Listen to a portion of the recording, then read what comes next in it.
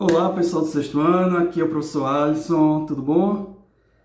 Então, hoje nós vamos estudar sobre vertebrados, certo? O que são vertebrados, professor? Vertebrados são animais com duas características. Você sabendo essas duas características, você sabe exatamente como identificar um vertebrado. A primeira característica de todo vertebrado é que o vertebrado tem um crânio. O crânio ele tem a função de proteger o cerebelo, ele protege o cerebelo. Se não tivesse o crânio, então não é vertebrado, certo? Primeira característica. Mas não quer dizer que todo animal que tem crânio seja vertebrado. Mas bora lá. A segunda característica do vertebrado é porque ele tem uma coluna vertebral. Com coluna vertebral e crânio, então a gente já tem nosso vertebrado. Mas qual é a função da coluna vertebral, professor? A coluna vertebral ela serve de sustentação interna para o corpo. Tá certo? Mas, professor, a gente já sei já como é que identifica um vertebrado e tudo mais, mas de onde foi que surgiu esse vertebrado? Foi daquela sopa de proteínas de onde surgiram aquelas bactérias primordiais? As células primordiais, não? Bom, não. Na verdade, a gente não foi exatamente dali. Foi depois de muitos anos, depois daquela parte. Não é? Os vertebrados, a gente conseguimos identificar o primeiro vertebrado através do fóssil. São através de estudos fósseis que sabemos a linha evolutiva dos vertebrados, de onde eles começaram até onde nós temos os vertebrados atuais. Não é? E o primeiro vertebrado que apareceu foi o ostracodermo, que era um peixe. Esse ostracodermo, ele foi encontrado, não é? E foi feita uma datação dele e ele descobriu-se que ele tinha mais de 500 milhões de anos. Quer dizer, muito antigo, né? Só para ter uma ideia, os dinossauros ainda nem tinham chegado aqui, a gente já sabia já que tinha esse peixe aqui, tá certo? Esse foi o primeiro animal vertebrado que foi encontrado, que a gente tem registro dele. Depois, para a gente saber a linha evolutiva, a gente já sabe que o peixe foi o primeiro vertebrado que apareceu. Depois do peixe, ele foi evoluindo, teve um processo para a saída dele do mar, e aí surgiu o primeiro anfíbio, o anfíbio ancestral. Esse anfíbio ancestral, ele continuou evoluindo, chegou na Terra, mas ainda não era tão habilidoso na Terra, não era tão bom na Terra. E aí ele foi melhorando, foi evoluindo, foi ganhando novas características, então deu origem aos répteis ancestrais. Eu acho que vocês lembram já dos dinossauros, né? Então, esses répteis ancestrais, a grande maioria já não existem mais, né? Temos alguns ainda muito antigos, mas os répteis ancestrais já não existem mais. Eles deram origem aos répteis modernos, deram origem, uma outra linha evolutiva deu origem às aves, e uma outra linha evolutiva paralela deu origem aos nossos mamíferos. Então a gente já sabe quais são a sequência evolutiva desses vertebrados. Né? A gente começou com os peixes, depois passou para... Eles evoluíram até virarem os anfíbios, que evoluíram até virarem os répteis, que evoluíram até virarem os répteis modernos e aves, que evoluíram até que os répteis primitivos evoluíram até os mamíferos. Né? A gente tem essa linha evolutiva, certo? Então, vamos estudar um pouquinho de cada ordem dessa e quais são as características que podemos identificar cada ordem, certo? A primeira ordem, que é a ordem dos peixes. Então, os peixes, eles têm duas características. Os peixes, eles são exclusivamente de ambientes aquáticos, não tem peixe em terra, não tem peixe que voa. Só existem peixes que nadam, são peixes aquáticos. Né? Esses peixes, eles são divididos em duas ordens, que aí no caso tem o Osteídeos, que são os peixes ósseos, temos os Condrictes, que são os peixes cartilaginosos, né? Para os peixes ósseos, a grande maioria são peixes ósseos, porque os cartilaginosos são minoria. Os peixes ósseos, a gente pode ter o atum, a gente vê a tilápia, o agulhinha, o peixe-agulha, são todos peixes ósseos. Entre os peixes cartilaginosos, nós temos as raias, nós temos os tubarões, todos eles são peixes cartilaginosos, certo? ok? Depois, vamos agora evoluir um pouquinho os peixes e fazer com que o ancestral ele saia da água e chegue no mar, chegue na terra. Saia do mar e chegue na terra.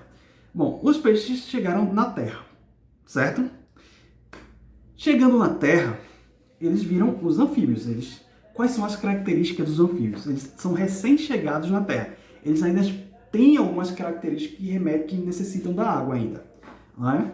Então, a primeira coisa que os anfíbios têm de primitivo é porque eles nascem, quando eles estão jovens, eles precisam de um ambiente aquático, eles estão na água, e quando eles ficam adultos, eles podem ir para a terra. Né? Sofrem metamorfose, que vocês se lembram da parte de invertebrados, né?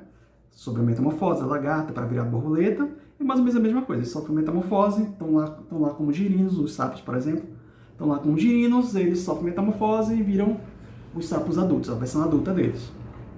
Que eles têm patas, nessa transição, eles deixam de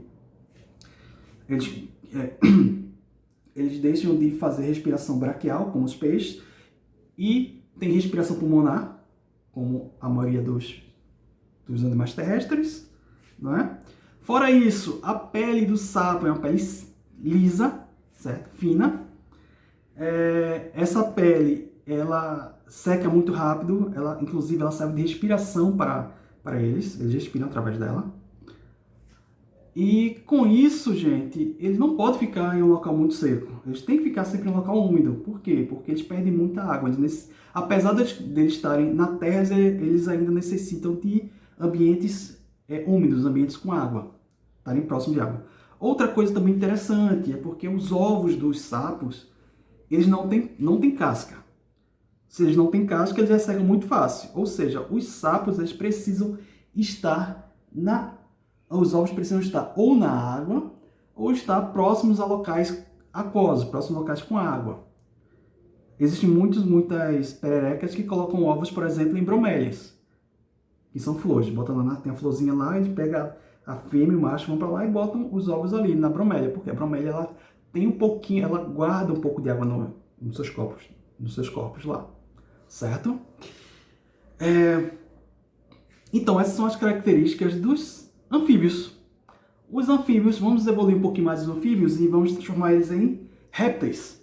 Os répteis, gente, a pele deles já ficou mais dura, mais impermeável à água, ou seja, eles não precisam mais, necessitam estar tão próximos da água, tá sempre tomando banho, sempre se reidratando, assim como os anfíbios. Outra coisa também muito importante da cadeia evolutiva dos répteis é porque seus ovos eles têm casca. Se ele tem casca, ele não perde mais água como acontecia com os anfíbios. Se eles não perdem água, eles não necessitam colocar os ovos dentro da água próximos de locais aquosos. Eles podem colocar os ovos em locais mais distantes. Entre os répteis que podemos encontrar, as ordens, a gente tem as serpentes, não é? Que possuem escamas. Os répteis possuem escamas, podem possuir placas ósseas, eles podem possuir...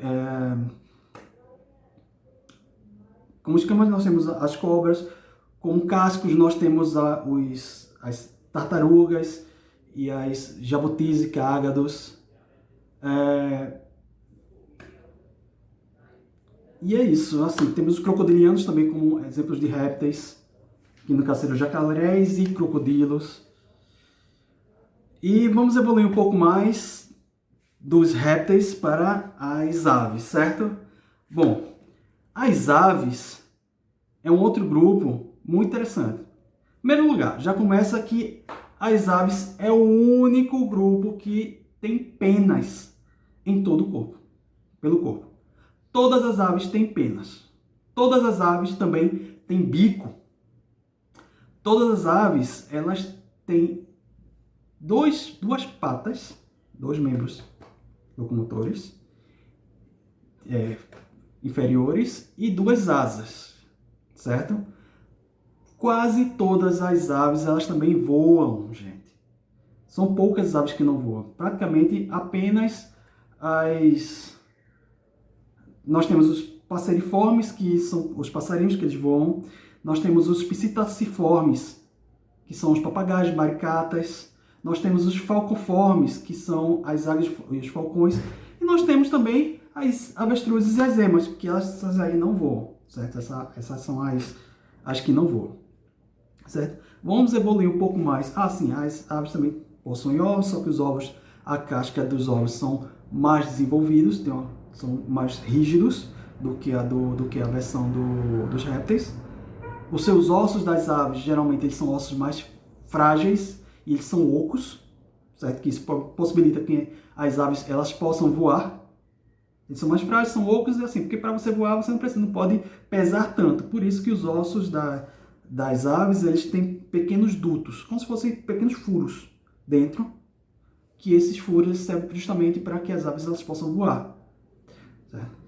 E por último, vamos evoluir um pouco mais, vamos voltar para os répteis primitivos e seguir a outra linha evolutiva, que é a linha evolutiva dos mamíferos. Os mamíferos, gente, são os vertebrados mais desenvolvidos de todos. Entre todos os vertebrados, os mamíferos são os que têm o maior desenvolvimento.